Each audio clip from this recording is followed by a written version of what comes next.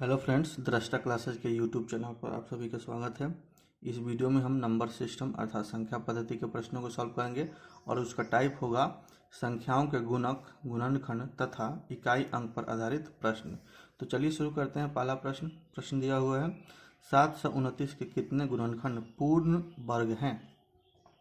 गुणनखंड पूछ रहा है तो इसका हम पहले क्या करेंगे, 729 का गुणनखंड निकाल लेंगे। 729 का गुणनखंड निकालेंगे, ये 3 बार में जाएगा। 3 दूनी 6, ठीक है। 3 दूनी 6, 1, 4 तिहाई 12 और 3 तिरिके 9। फिर 3 से जाएगा, 8 तिरिके 24 और 1। फिर 3 से जाएगा, 27 तिहाई 81। फिर 3 से जाएगा, 9 तिरी 27 और फिर 3 से जाएगा तब 3 तिरिके 9 हो जाएगा। अब इसको हम क्या करते हैं, लिख लेते हैं।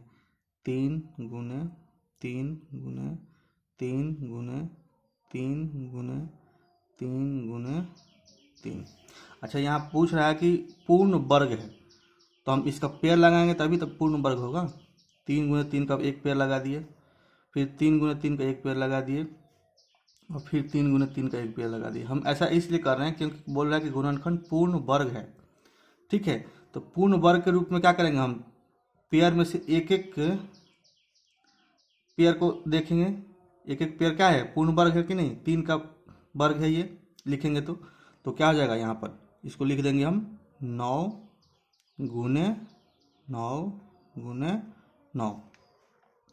ये 9 जो आया ये 3 का स्क्वायर है, यानी कि 3 का वर्ग 9 है, 3 का वर्ग 9 है, 3 का वर्ग 9 है। तो पूछ क्या रहा है कि कितने गुणनखंड। अतः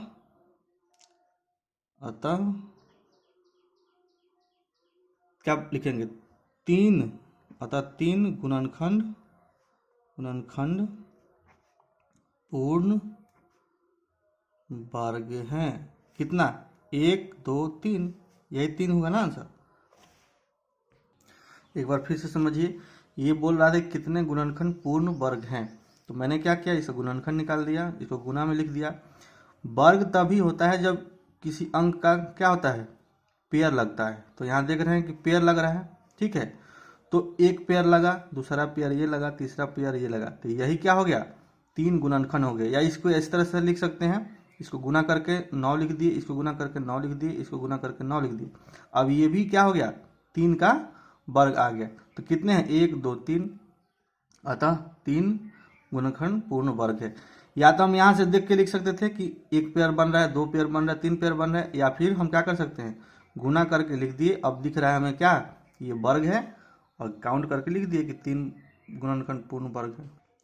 अगला प्रश्न दिया हुआ है कि 2 के पावर 9 गुने 3 के पावर 5 गुने 5 के पावर 4 गुने 7 के पावर 6 के कितने गुणक विषम संख्याएं हैं, ठीक है। अच्छा, इसमें देखिए कौन सा विषम है, 2 3 5 7 में 3 विषम है, एक 3 है, 5 है और 7 है, ठीक है। 3 5 7 ये विषम संख्याएं हैं। तो पूछ रहा है कि कितने गुणक विषम संख्याएं हैं। तो इसका इस तरह के क्वेश्चन को सॉल्व करने का तरीका होता है कि विषम संख्या पूछ रहे हैं तो विषम संख्या के पावर में एक जोड़ के और बाकी पावरों के साथ इसको गुना कर देते हैं। तो देखिए कैसे लिखते हैं, विषम संख्या 3 का पावर क्या है, 5, एक इसमें ऐड कर देंगे, क्या हो जाएगा, 6 हो जाएगा। गुने 5 का पावर क्या है, 4, ये विषम संख्या है 5, पावर क्या है 4, तो 4 में हम 1 जोड़ देंगे, ठीक है। गुने में फिर 7 का पावर कितना है, 6, अब प्लस 1 कर देंगे। अब ये जो गुना करके आएगा यही हमारा आंसर हो जाएगा। इतना सा जान लीजिए कि इस तरह के प्रश्नों को सॉल्व करने का सबसे आसान तरीका यही होता है कि विषम संख्या पूछ रहा है अगर, तो विषम अंक के जो पावर होता है उस पावर में एक ऐड कर देते हैं और बाकियों के साथ गुना कर देते हैं। तो मैंने क्या किया, 3 के पावर 5 था तो 5 में 1 जोड़ दिया, फिर गुना, ये गुना यहाँ आ गया, फिर 5 के पावर 4 था, 4 में 1 जोड़ दिया, और यहाँ क्या है, 6 के पावर है, 7 के पावर 6 है तो 6 में 1 जोड़ दिया और लिख दिया। तो ये क्या हो जाएगा, 6 गुने 5 गुने 7। तो ये क्या हो जाएगा, 6 5 30, 30 में 7 से गुना कर देंगे तो क्या होगा, 7 3 का 21, यानी कि 310 हो जाएगा। यही हमारा आंसर हो जाएगा। यही हमारा आंसर हो जाएगा। एक बार फिर समझिए कि इस तरह के प्रश्नों को सॉल्व करने का तरीका यही होता है। जैसे विषम यहाँ पूछे तो विषम का, ठीक है, विषम अंक देख लिए, उसका पावर में एक जोड़ के लिख दिए और सबको गुना करके लिख दिए, तो यहाँ पर क्या आ जाएगा 210 हमारा आंसर आ जाएगा। आगे इस टाइप के क्वेश्चन और भी देखेंगे। अगला प्रश्न देखिए, बोल रहा है कि 2 के पावर 8 गुने 3 के पावर 2 गुने 5 के पावर 3 गुने 7 के पावर 5 के कितने गुणक सम संख्याएं यहाँ पूछ रहा है। तो जब सम संख्या पूछ रहा है तो हम क्या करेंगे कि पहले सभी का कुल गुणनखंड निकाल देंगे और उसमें से विषम गुणक संख्याएं को घटा लेंगे, तो आ जाएगा हमारा सम संख्याएं। तो पहले क्या निकालेंगे, कुल गुणक संख्याएं कितनी है, गुणक या गुणनखंड, गुणनखंड संख्याएं कितनी है ये हम पहले निकाल लेंगे। तो क्या तरीका है, पावर में एक जोड़ के और गुना कर देते हैं। तो यहाँ क्या है 2 के पावर 8 है, तो 8 में एक जोड़ के गुना कर लिए, गुने यहाँ क्या है पावर 3 के पावर 2 है, 2 में एक जोड़ दिए गुना में लिख दिए, फिर गुना यहाँ 3 है तो क्या करेंगे 3 अब प्लस 1 गुना कर देंगे, फिर गुना क्या है यहाँ 5 है तो 5 में एक जोड़ के गुना कर देंगे। अब इस सबको लिख लेते हैं तो क्या हो जाएगा 9 गुने 3 गुने 4 गुने 6, ये गुना करके कितना आ जाएगा, इस सबको गुना कर देंगे आंसर आएगा इसका कितना आएगा 648 आ जाएगा। अब क्या करेंगे हम, अब इसलिए लिख लेते हैं सम गुणनखंडों या फिर गुणकों की संख्या। अच्छा, सम गुणनखंडों की संख्या निकालना है तो हम कुल गुणनखंड या गुणकों की संख्या में से क्या करेंगे, विषम गुणकों की संख्या को माइनस कर लेंगे। तो कुल कितना है, यहाँ पर कुल गुणकों की संख्या माइनस क्या करेंगे, विषम गुणकों की संख्या कर लेंगे।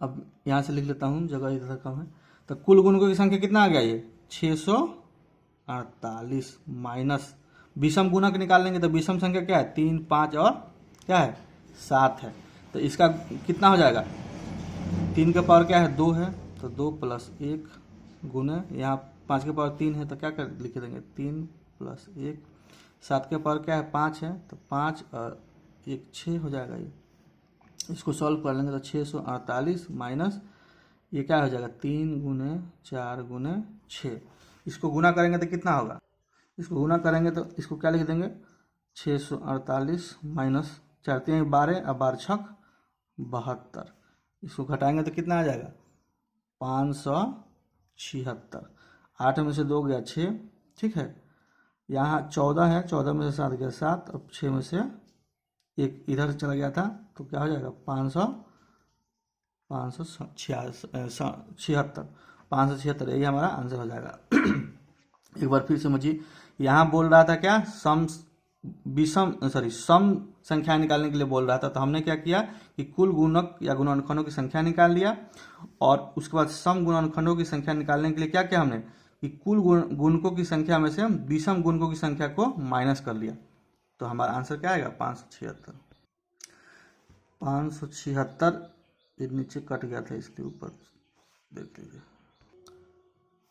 अगला प्रश्न है कि 213 के पावर 6 का अंतिम अंक क्या है। अच्छा, इकाई अंक निकालने का एक आपको तरीका बताता हूँ मैं, जैसे कि 1 से लेकर 9 तक अंक लिखता हूँ मैं, 1 2 3 4 5 6 7 8 और 9।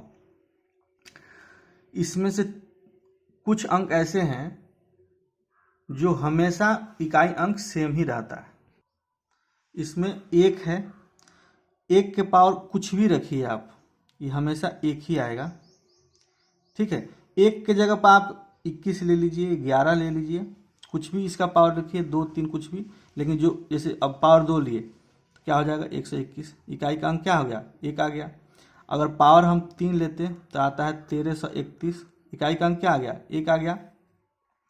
तो 1 जो होगा इसका पावर कुछ भी हो, हमेशा इकाई का अंक जो होगा वो क्या होगा, 1 ही होगा। इसके बाद जो 6 है, 6 का पावर कुछ भी रखिए, इकाई का अंक हमेशा क्या आएगा, 6 ही आएगा। कैसे, जैसे 6 का स्क्वायर करते हैं तो क्या आता है 36, इकाई का अंक क्या है 6 है। 6 का अगर क्यूब करते हैं तो आता है 216, इकाई का अंक क्या है 6 है। तो आपको दो चीज़ याद रखना है, एक 1 और दूसरा क्या है 6। इन दोनों में पावर कुछ भी हो, इकाई का अंक हमेशा क्या आएगा, वही आएगा, 6 ही आएगा और 1 ही आएगा। ठीक है, लेकिन ये बाकी जो हैं, जो बाकी अंक हैं, इनका अगर पावर कुछ भी हो तो सेम नहीं आता है। तो उसके लिए क्या करते हैं, जो जैसे मान लीजिए 1 के पावर n है, ठीक है, बाकियों केस में 1 और 6 को छोड़कर बाकियों केस में 1 के पावर n है अगर, तो हम क्या करते हैं कि पावर में, इनका मतलब क्या है, यहाँ पावर है, ठीक है, 1 के पावर n है और n क्या है पावर, तो हम क्या करते हैं कि पावर में 4 से भाग देते हैं।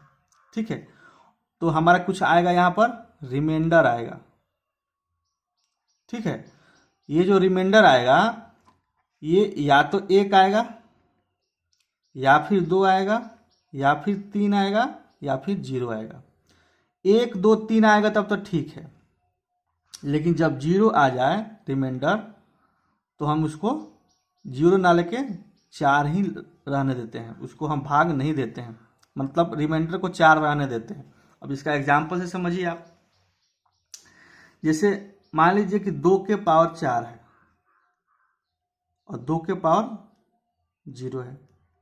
ठीक है, मान लीजिए मैंने यहाँ अगर रिमाइंडर 0 कर दिया, ठीक है। अच्छा एक चीज़ और देखिए, मान लीजिए कि एग्जाम्पल मैं समझा देता हूँ। एग्जाम्पल है 45 23, ठीक है, एक संख्या है, उसका पावर है 16 32।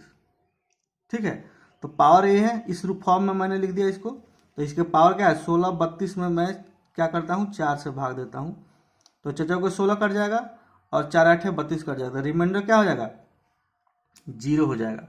ठीक है, तो 0 यहाँ पर हो गया, तो हमको क्या, जब 0 हो जाता है तब मैं क्या बोल रहा हूँ कि पावर यहाँ कम से कम 4 रहने देना है। ठीक है, यहाँ पर रिमाइंडर कम से कम 4 रहने देना है। इसका पीछे कारण बताता हूँ। जैसे मान लीजिए कि यहाँ दो एग्जाम्पल दूसरा लिया मैंने कि 2 के पावर मैंने यहाँ पर 0 लिया, तो किसी भी अंक का पावर जब 0 होता है तो उसका वैल्यू क्या आ जाता है 1 हो जाता है। ठीक है, लेकिन अगर 2 के पावर 4 है तो हम गुना करेंगे, 2 दूनी के 4, 4 दूनी के 8, 8 दूनी के 16, ये 16 हो जाएगा, तो इसका इकाई का अंक क्या आ जाएगा 6 आ जाएगा। दूसरा देखिए, दूसरा एक मान लीजिए कि 3 के पावर 0 और 3 के पावर 4, 3 के पावर क्या हो जाएगा 0 है तो 1 हो जाएगा, इसको गुना करेंगे तो क्या हो जाएगा 3 का 9 29 27 27 81। ठीक है, तो इकाई का अंक क्या आ गया यहाँ पर 1 आ गया, और यहाँ क्या आया था 1। अगर हम इस 0 को रखते और इस एग्जाम्पल के साथ देखते, इस एग्जाम्पल के साथ, तब तो दोनों स्थिति में इकाई का अंक क्या आ गया 1 आ गया, लेकिन इस स्थिति में क्या आ गया इकाई का अंक समान नहीं आया। इसलिए हम क्या करते हैं कि जहां भी 0 आता है, चूंकि अगर 0 लेंगे तो दो स्थिति पैदा हो जाएगा, एक ये स्थिति पैदा हो गया, एक ये स्थिति पैदा हो गया। हम देख रहे हैं कि 3 का पावर 0 रख रहे हैं तो भी 1 आ रहा है, और 3 का पावर 4 रख रहे हैं तो भी 1 आ रहा है, तो लोग सोचेगा कि 3 का पावर 0 ही क्यों ना लें। ठीक है, लेकिन यहाँ देख रहे हैं कि 2 के पावर 0 है तो 1 हो गया, 2 के पावर 4 है तो यहाँ पर 16, यानी इकाई का अंक 6 हो गया। इसलिए इस झंझट से बचने के लिए हम क्या करते हैं कि रिमाइंडर जब 1 2 3 आता है तो ठीक है, लेकिन 0 आता है तो हम 0 ना लेकर 4 लेते हैं। तो ठीक है, अब यहाँ क्वेश्चन देखिए, अगर यहाँ पावर 6 है तो मैं इसमें 4 से भाग करूँगा। ठीक है, 213 है, 4 से भाग करूँगा तो रिमाइंडर क्या बचेगा, एक बार में जाएगा ये, तो रिमाइंडर क्या बचेगा 2 बच जाएगा। ठीक है, अच्छा इकाई का अंक क्या है इसमें 3 है, तो 3 के पावर में क्या लिख देता हूँ 2, तो क्या हो जाएगा 3 का 9। तो इस स्थिति में क्या हो गया हमारा आंसर क्या हो जाएगा इकाई का अंक 9 हो जाएगा। एक बार फिर से समझिए, मैंने क्या बताया कि 1 से लेकर 9 तक के अंक में 1 और 6 ऐसे हैं जिनका पावर कुछ भी हो तो वही अंक आता है इकाई के अंक में। एक के पावर कुछ भी रखेंगे, जैसे 11 के पावर 2 या 3 लिया तो इकाई का अंक क्या आया, 1 आया। 6 का पावर कुछ भी रखेंगे, जैसे 2 और 3 रखेंगे तो इकाई का अंक क्या आ गया, 6 ही आएगा। लेकिन बाकी जो अंक हैं उनके लिए मैंने क्या बताया कि जैसे a के पावर n है, ठीक है, तो हम क्या करते हैं, जैसे ये क्वेश्चन है तो इसके पावर में हमने क्या किया, 4 से भाग दे दिया तो रिमाइंडर आएगा कुछ। तो जैसे 4 से यहाँ पर भाग दिया तो रिमाइंडर क्या आया, 2 आया ना। और इस अंक में इकाई का अंक क्या है, 3 है, तो 3 का हम पावर लगा देंगे 2, इसको गुण स्क्वायर करेंगे तो क्या हो जाएगा, 9। चूंकि एक ही अंक का है तो इकाई का अंक क्या है, 9 है, इसलिए आंसर हमारा क्या हो जाएगा, 9 हो जाएगा। अच्छा एक चीज़ देखिए, मैंने यहाँ बोला था कि रिमाइंडर 1 2 3 आएगा। जैसे यहाँ पर 2 आया था ना, मान लीजिए कि यहाँ पर 5 होता तो रिमाइंडर क्या आता, 1 आता। यहाँ पर 7 होता तो रिमाइंडर क्या आता, 3 आता। लेकिन अगर यहाँ पर 8 होता तो रिमाइंडर क्या आता, 0 आ जाता। ठीक है, तो अगर रिमाइंडर क्या आएगा, 1 2 3 और 0 आएगा। तो 3 तक तो ठीक है, 1 2 3 तक ठीक है, लेकिन जब रिमाइंडर 0 आ जाए तो हमको रिमाइंडर 0 ना लेकर 4 लेना है। उसके पीछे का कारण मैंने बताया क्या, कि जैसे ही रिमाइंडर 0 आएगा, जैसे मान लीजिए यहीं पर था, अगर यहाँ पर 8 होता तो 4 दूनी 8 कट जाता, रिमाइंडर क्या आता, 0 हो जाता। 3 के पावर यहाँ क्या लिखता, मैं 0 लिखता, तो 0 लिखता था, 3 के पावर 0 क्या हो जाता, 1 हो जाता। हमने पढ़ा, घातांक के नियम पढ़ा है ना कि 1 के पावर 0 बराबर 1, और 1 की जगह पर कुछ भी रखिए, मैंने यहाँ 3 लिया है, 3 के पावर 0 होता तो क्या हो जाता, 1 हो जाता। तो उसी को समझाने के लिए मैंने क्या किया, 3 के पावर 0 लिया तो 1 हो गया। और अगर हम 3 के पावर 4 लेते हैं, जैसे कि मैंने यहाँ बोला है कि 0 की जगह पर 4 लेना है, अगर 3 के जगह पर 4 लेते, 3 के पावर 4 पर मतलब 3 के पावर 4 लेते तो क्या होता, 3 के पावर 4 का गुना करते तो 81 आता, तो उसका इकाई अंक क्या है, 1 है, तो दोनों समान है। ठीक है, तो कुछ लोग समझते कि फिर 4 हम क्यों लें, 0 ही क्यों ना लें, लेकिन इस स्थिति में तो सही है। लेकिन ये देखिए, 2 के पावर 4 और 2 के पावर 0, तो जो 2 के पावर 0 करेंगे तो 1 हो जाएगा, और 2 के पावर 4 कर देंगे तो 16 हो जाएगा। यहाँ देख रहे हैं कि इकाई का अंक क्या आ रहा है, 1 आ रहा है, और यहाँ देख रहे हैं कि इकाई का अंक क्या आ रहा है, 6 आ रहा है। तो इस स्थिति में क्या हो गया, ये मिसमैच हो गया। तो इससे बचने के लिए हमने क्या किया कि यहाँ पर 0 के बजाय 4 ही रिमाइंडर लेना है। तो इस क्वेश्चन को मैंने इस तरह से बताया। अगला प्रश्न देखिए, बोल रहा है कि गुणनखंड 34 से 51 के पावर क्या है, 51, गुने 5 से 31 का पावर क्या है, 43 में इकाई का अंक याद करने के लिए बोल रहा है। तो मैंने अभी क्या बताया पिछले क्वेश्चन में कि पावर जो होता है, मैंने पिछले क्वेश्चन में बताया था कि जो पावर होता है उसमें हम 4 से भाग देते हैं। अच्छा एक चीज देखिए, इस नंबर में इकाई का अंक क्या है, 1 है, और इसमें क्या है, 1 है। तो मैंने क्या लिख दिया, 1 के पावर 51 लिख दिया। ठीक है, ये गुना है तो गुना में लिख दिया मैंने। ठीक है, यहाँ 51 साफ साफ नहीं दिख रहा शायद। अच्छा, अब यहाँ 1 के पावर क्या है, 43।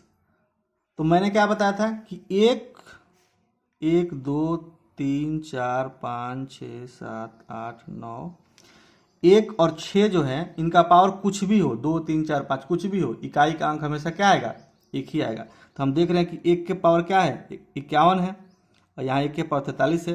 तो दोनों ही स्थिति में क्या आएगा, 1 ही आएगा। तो 1 हो जाएगा ये, और गुना, और ये हो जाएगा 1। तो 1 में 1 गुना करेंगे तो 1 ही होगा, यानी कि इकाई का अंक क्या आएगा यहाँ पर, आंसर 1 होगा आंसर। अच्छा मान लीजिए यहाँ पर 1 ना होगा, कुछ और होता, तो हम क्या करते, पावर में 4 से भाग देते, जो रिमाइंडर आता फिर उसका स्क्वायर करके देखते, और गुना गुना भाग करके कर लेते। अगला प्रश्न दिया होगा कि 45 से 23 का पावर है 1632 गुने 22 से 24 का पावर है 1632 गुने 32 से 25 का पावर है 1632 में इकाई का अंक पूछ रहा है।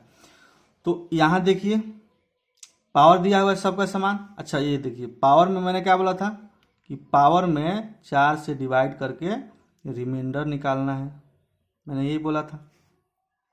यहाँ पावर क्या है, 1632, 4 से भाग देंगे तो रिमाइंडर क्या बच जाएगा, 0 हो जाएगा। कैसे, ये 4 से कट जाएगा, चचो को 16 और 4 8 32, तो रिमाइंडर क्या हो जाएगा, 0 हो जाएगा।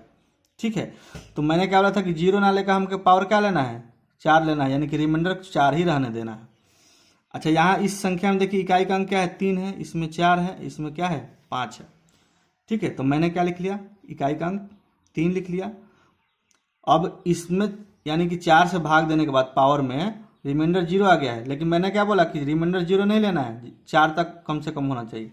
तो मैंने यहाँ लिख दिया 4 गुने, यहाँ पावर अथी इकाई का अंक क्या है, 4 है, वही अंक है यहाँ भी 16 से 32, तो रिमाइंडर 0 आएगा, तो यहाँ पर भी 4 रहने देंगे। और गुने यहाँ क्या है, इकाई का अंक 5 है, तो यहाँ भी 4 रहने देंगे। अच्छा, अब देखिए इसको करेंगे गुना, तो क्या हो जाएगा, 3 का 9, 3 27, 81 हो जाएगा ना, ये 81 हो जाएगा। 3 के पावर 4 करेंगे तो क्या हो जाएगा, 81 हो जाएगा।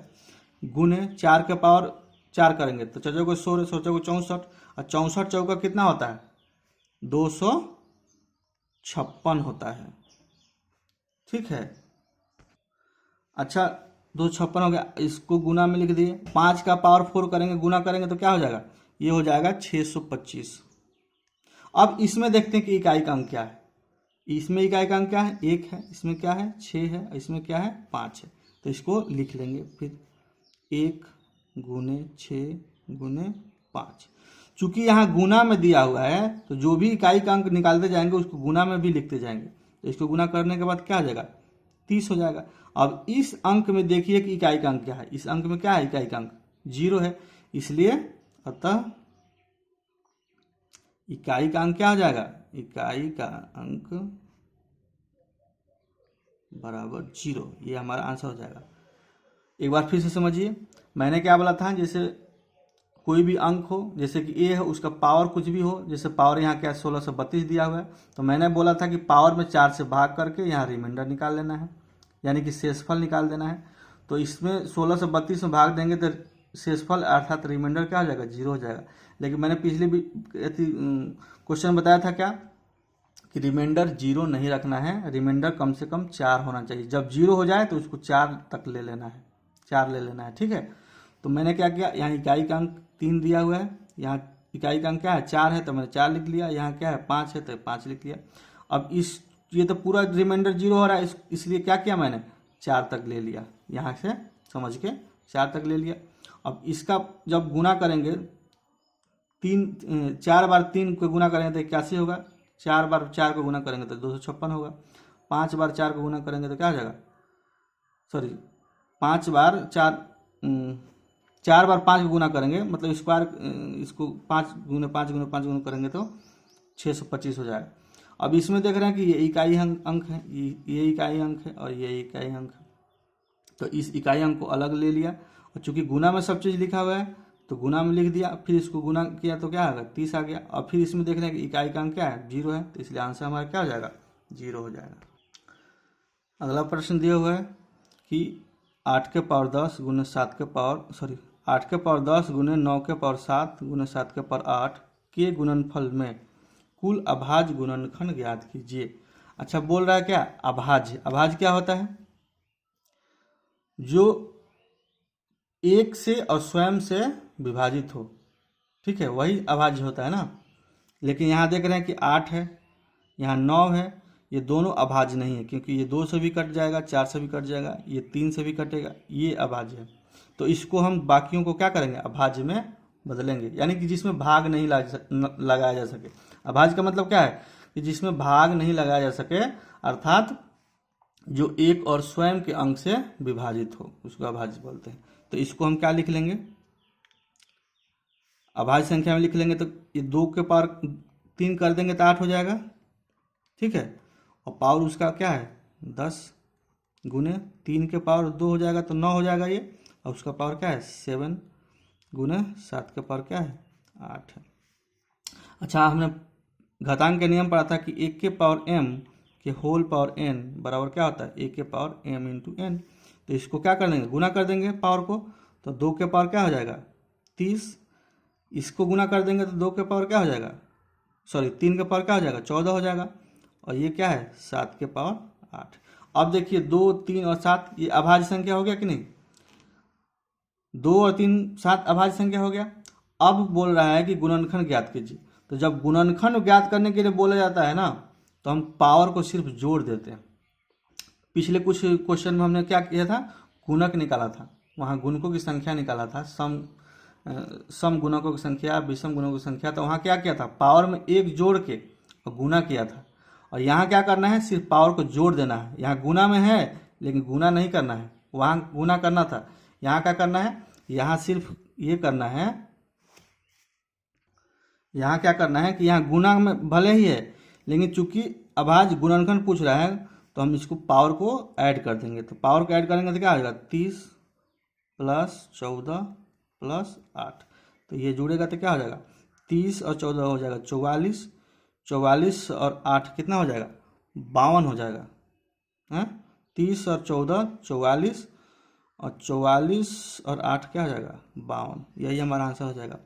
मतलब इसमें अभाज्य गुणनखंड में हम क्या करते हैं, सिर्फ पावर को जोड़ देते हैं। वहाँ क्या था, यहाँ गुना था तो गुना भी कर देते थे, पावर में एक जोड़ के गुना करते थे। किसमें, जहाँ जिसमें गुणक संख्या निकालना था, विषम गुणक संख्या या सम गुणक संख्या निकालना था, उसमें क्या करते थे कि पावर में एक जोड़ देते थे और फिर उसको गुना कर देते थे।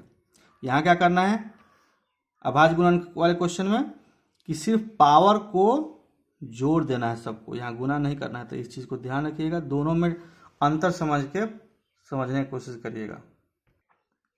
अगला प्रश्न दिया हुआ है कि 42 से 11 का पावर 102 है, गुने 3 से 61 का पावर 52 है। में इकाई का अंक पूछ रहा है कि क्या होगा। ठीक है, तो एक चीज़ देखिए, यहाँ पर दिया हुआ क्या, इस संख्या में इकाई का अंक क्या है, दोनों में 1 है। और मैंने पिछले क्वेश्चन में बताया था कि 1 और 6 जो होते हैं उनके पावर कुछ भी हो वो हमेशा 1 ही रहते हैं, इकाई का अंक भी 1 ही रहता है। तो क्या हो जाएगा, 1 के पावर 102 गुने 1 के पावर 52। मैंने 1 यहाँ कैसे लिख दिया, इस संख्या में इकाई का अंक 1 है और इस संख्या में इकाई का अंक 1 है। तो एक के इकाई के पावर क्या लिख दिया मैंने, इकाई का अंक 1 है, उसका पावर क्या लिख दिया 102, और यहाँ क्या लिख दिया पावर 52 लिख दिया। तो ये क्या हो जाएगा, कुछ भी पावर हो 1 ही होगा। तो 1 गुने 1 बराबर 1, यही हमारा क्या हो जाएगा, आंसर हो जाएगा। अच्छा, इसी प्रश्न में अगर इकाई का अंक बदल देता मैं, जैसे मान लीजिए कि इस क्वेश्चन को मैं चेंज कर रहा हूँ थोड़ा सा, 42 और 12 लिख देते हैं कि पावर 102 गुने 363 में लिख देता कि पावर क्या हो जाता 52 ही रहने देता। ठीक है, मैंने यहाँ दोनों जगह इकाई का अंक 1 था तो मैंने चेंज करके यहाँ 2 कर दिया, यहाँ 3 कर दिया। अब इसको सॉल्व करने का क्या तरीका था, चूंकि यहाँ इकाई का अंक क्या है 2 है, तो 2 के पावर क्या कर देंगे 102, एक बार लिख लेते हैं इकाई का अंक, यहाँ 3 है तो 3 के पावर 52 कर देंगे। अब क्या बताया था मैं कि पावर में भाग देते हैं 4 से भाग के, और यहाँ रिमाइंडर निकालेंगे। तो एक बताइए, 2 के पावर इसमें 4 से भाग देंगे तो 25 चौके 100 तक कटेगा, बचेगा क्या, रिमाइंडर 2 बच जाएगा। और यहाँ क्या हो जाएगा 3 के पावर 13 चौके 52 हो जाता है, तो यहाँ रिमाइंडर तो हो जाएगा 0। तो 0 हम रिमाइंडर ये जो 1 2 3 आएगा 0 आएगा, तो 0 नहीं लेना था मैंने बोला था, यानी 4 लेना है 0 जब आए तो 13 चौके 52 पूरा कट गया, इसका मतलब रिमाइंडर 0 हो गया। तो 0 नहीं लेना है तो हम क्या कर देंगे, यहाँ पर 4 लिख देंगे। अब इसको स्क्वायर करेंगे तो क्या हो जाएगा 4, और गुने इसको करेंगे तो क्या होगा 3 का 9 3 27, या सॉरी 3 का 9 3 27 गुने 81, 3 81 हो जाएगा। मतलब 3 गुने 3 गुने 3 गुने 3 करेगा तो 81 आएगा। ठीक है, अब इसमें गुना करिएगा तो क्या होगा इसमें, अच्छा एक देखिए, या तो इस सबको गुना कर लीजिए या फिर इसका इकाई अंक और ये इकाई अंक में गुना कर लीजिए, बात देखिए हो जाएगा। जैसे देखिए, अगर मैं इसको पूरा से गुना कर देता हूँ तो क्या हो जाएगा 4, ठीक है, और चौके 32, पूरा संख्या में गुना कर दिया तो इकाई का अंक क्या आ गया 4 आ गया।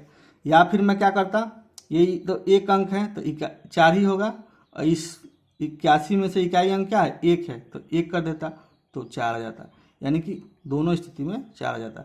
तो मैंने क्या किया कि आपको ये बताने की कोशिश किया कि जब 1 होगा, या मान लीजिए यहाँ 6 होता तब भी हम ऐसे डायरेक्ट कर लेते, क्योंकि 6 का पावर कुछ भी हो 6 ही होता है।